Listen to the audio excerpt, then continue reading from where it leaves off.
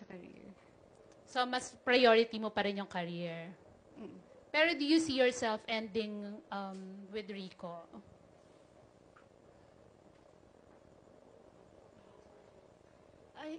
Yeah. Oh, but, ay, sorry. Nagiging emotional ka. Sorry. Would you like to say something?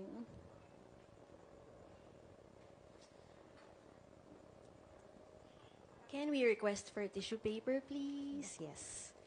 Thank you. Yes, I will get it from here. Okay. Maurice, have some. There.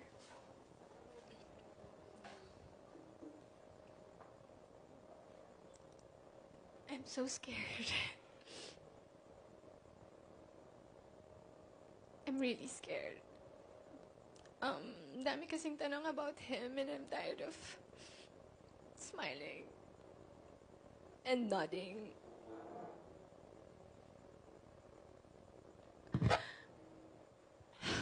I'm so scared because if I announce it, then it's real.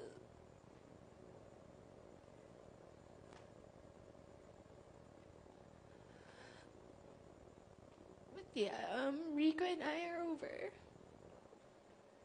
So sorry, Maris. Sin-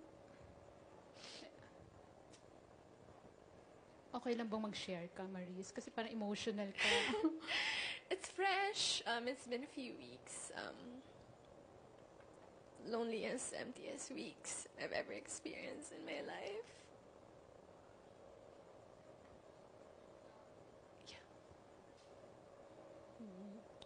So, I know, may pinagdadaanan ka nga. Pero paano ka nagko-cope up ngayon? Nanonood lang ako ng Bluey. Ayun lang. Well, walang nagtanong, but, nangyari? Oo. Well, wala akong short answer for it.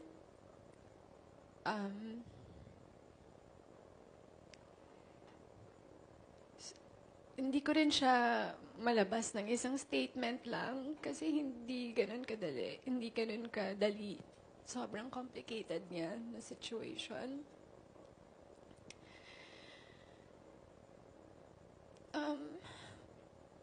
Rico and I, our universe was so beautiful.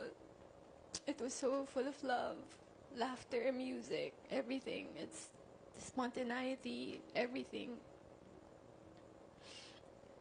Sa 5 years namin together, we were always on the same page. Always on the same page. But I don't know what happened to me. Maybe I turned to the next page and saw a new perspective sa life. I had visions of who I want to become, how I want to evolve. I'm so curious about the world. And the truth is, I am going through changes. And alam naman natin yun, change is either good or bad. But what I hate about change is that it's inevitable. Di mo siya matatakasan.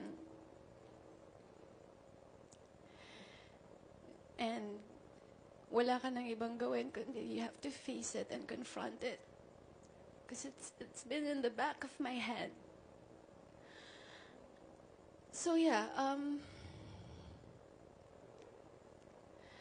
I told Rico about it.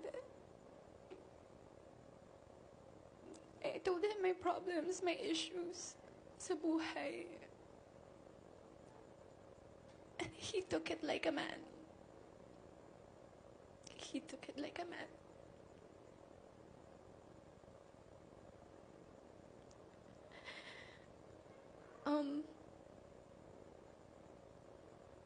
It was a very difficult talk because I love him so much.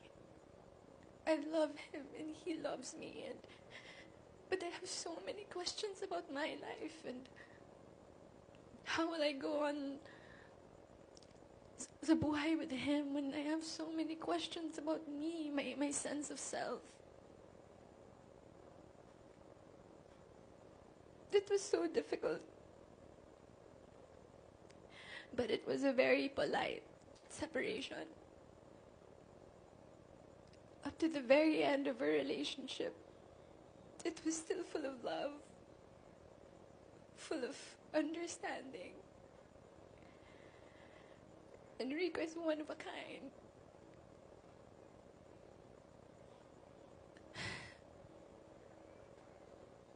If only I could skip through my 20s, you know. But I can't. I have to face it. I have to